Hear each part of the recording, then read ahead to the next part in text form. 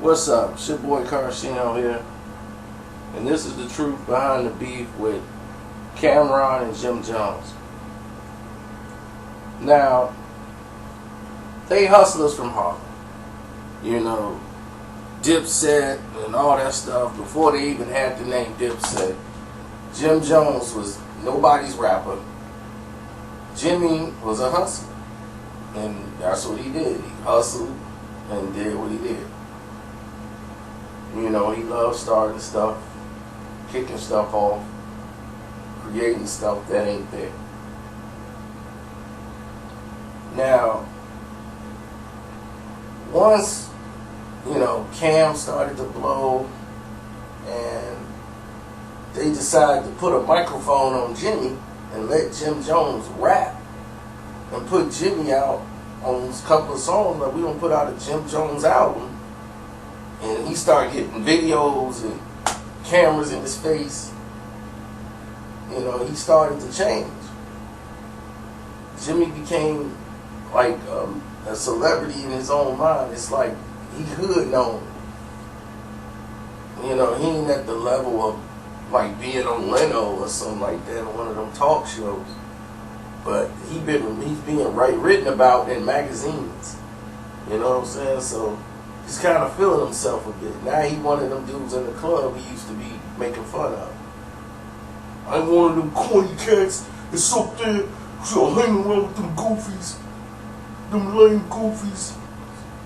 And be smacking them right in their face and ripping their jewels off in front of their girl. Goony goo goo, one-eyed Willie. So, at the end of the day, that's the type of dude he was. But he was your guy, he gonna ride for you. Like, if you had beef, that's what he lived for. So if you was in his crew, if you had beef with somebody, he'd be all out like he got the beef with him. Jimmy be all in front. So you'd be like, man, this dude really got your back. But if there's some situation where there's some paper to be made somewhere, people loyalty is about as deep as their pockets. You know what I'm saying? If they feel like, man, my pockets ain't looking right and yours is looking nice and you supposed to be my man's, y'all gonna have problems. And Camron owned all the paperwork. Dipset, the whole thing. He had Joel Santana's contract, and when they started this beef with Jay-Z, everybody was aboard. They used that to promote Jim Jones' balling status, and he had the one-hit song, Ballin'. And then since Ballin', that was it. Because they had fell all the way to Koch. So they like, we independent. Cam was really feeling himself. I just did a deal on Koch, and we in negotiations right now, so I can get a better deal. But don't hold me, no homo. You know what I'm saying? So I'm not even being offered what I'm supposed to be, and I'm putting out all my artists on Koch. But you said Koch is a graveyard, Curtis. So he started to put beef with 50. Jimmy's feeling a different way now because Jimmy just made a hit. His album's a hit now because of this one song, and he did it on the independent. So now he can go out and get a major deal and steal some money from some major label. And he gonna listen to 50 to show him how to get the money. Because at that time, 50 was just going to have this beef with Kanye, and they coming out this major marketing promotion when they cross-promoted their albums. And then the Curtis album is coming out with I Got Money and all these other hits on the song. But now you have a major problem because Jimmy feels like he's bigger than Cam now because of the song. And he wants to ride this wave like we need to, keep this fuel going. So when he's beefing with with 50, Cam, Jimmy's not in the front no more because Jimmy's still cool with 50. Like, man, 50 finna show me how to get some money. I can't really be going at 50. So now it's like, Cam, you on your own. Nobody from Dipset really had his back. It was like, you on your own on this one, Jack. And right in the middle of this, Cam's mother had the 2 strokes back to back. So Cam had to go take his mom all the way out to Miami to get her treatment. So during this time, Cam wasn't handling business the way he should have. If you're gonna leave and you just can't up and leave. You know, you got other people live that signed to you that, of course, it ain't like they ain't concerned about your moms, but they gotta live too. You know, it ain't always about Cam. So the situation was, look, man, I'm with my moms. I can't talk to you. You know what I'm saying? Because every time we talk to Jimmy's want to know what's up with the money. Like, man, what's up with the money, man? My dudes, you know what I'm saying? You know, much respect to her, but what's up with this money? Cam, like, look, man, y'all ain't showing me enough respect with my mom. So, like, she's all I got. So I gotta be here. She ain't got nobody else. So while this was going on, you know, they ended up falling out to the point where Jimmy was like, well, screw Cam. I'm going to just do my thing.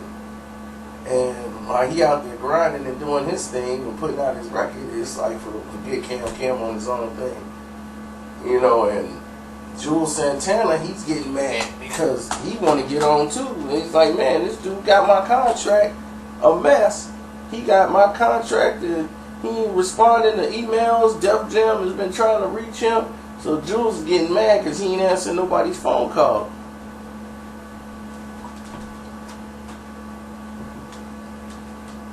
So, of course, Cam put out the fact that Juelz was doing syrup. That's why he wasn't dealing with him. He sold his contract to Def Jam for $2 million. So he's like, now, your contract is sold. Good luck with Def Jam. Managing your career.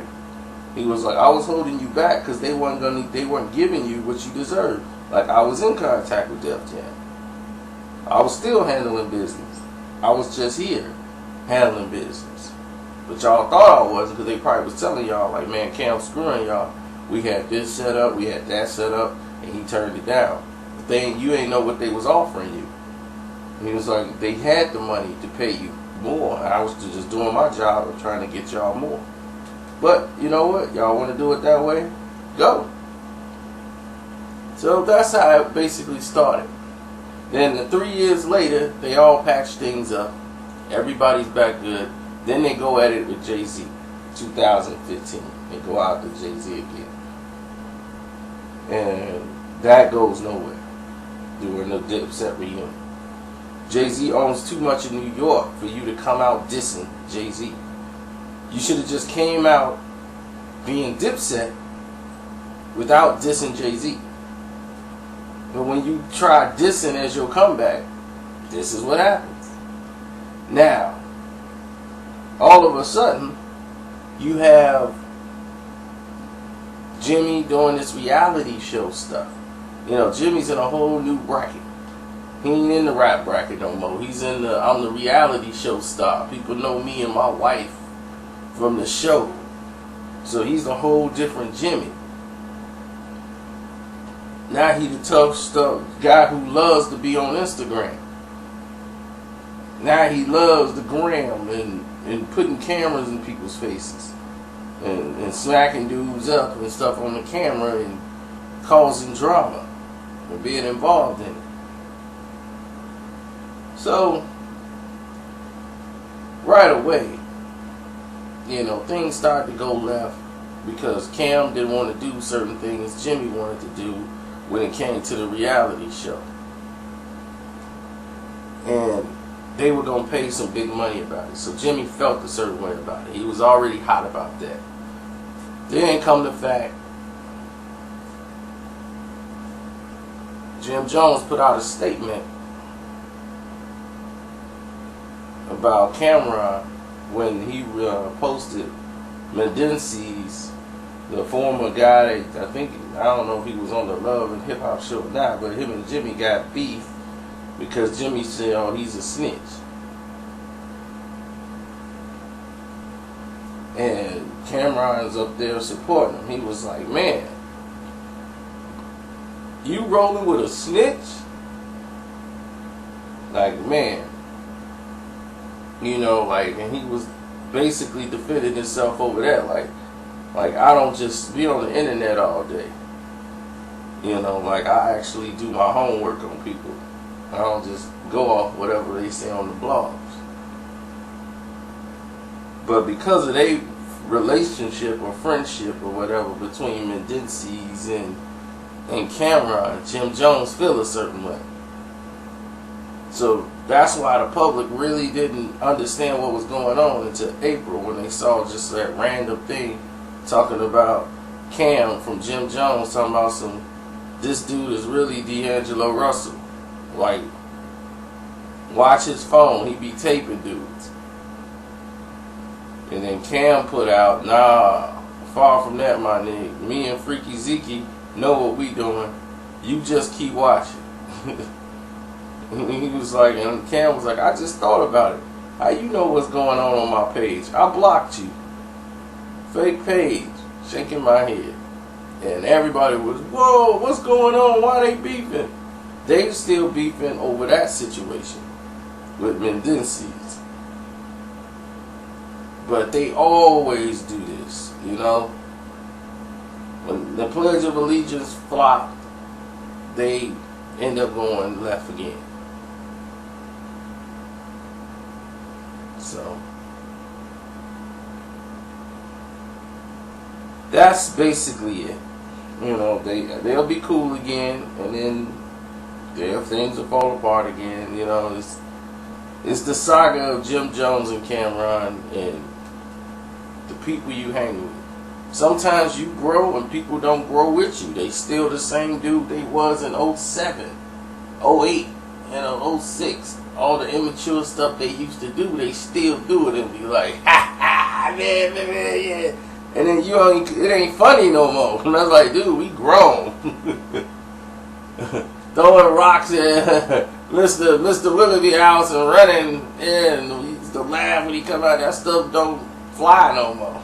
Now it's property damage.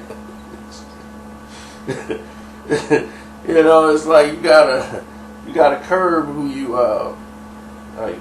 you hanging with. As far as like, I kick it with you in a certain environment. Like, there's certain cats you can't ride in a car with. You know what I'm saying? You be riding with them in the car, next thing you gonna be, is that there? Man, what's up, fool? Roll down the window, start blasting on me. Whoa, dude, what you doing? Cops coming. Man, hit it. I'm like, you got me an accessory. I'm doing the wheelman of a drive-by now.